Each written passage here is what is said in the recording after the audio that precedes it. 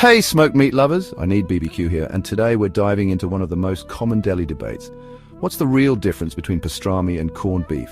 Let's break it down so next time you hit the deli counter, you know exactly what you're ordering. First things first, both pastrami and corned beef typically come from beef brisket, but pastrami can also be made from beef navel, a fattier cut from the belly. That little detail changes the texture quite a bit. Both of these meats are cured in a salt brine, often with pickling spices like coriander, mustard seed, and peppercorns.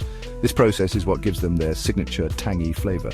But here's where things start to differ. Now, corned beef is usually boiled or slow cooked, which makes it super tender but keeps it mild in flavor. It's what you'd find on a classic Reuben sandwich or your traditional St. Patrick's Day plate with cabbage.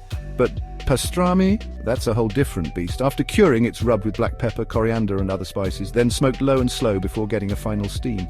This gives pastrami its signature smoky peppery bark and makes it a deli favorite, especially on rye with mustard. So what's the taste difference? Corned beef is a bit saltier and has a softer, more delicate bite. Pastrami is richer, smoky, and has that amazing peppery crust that gives it extra flavor and chew. Honestly, it depends on what you're craving. If you want something soft and savory, corned beef is your go-to.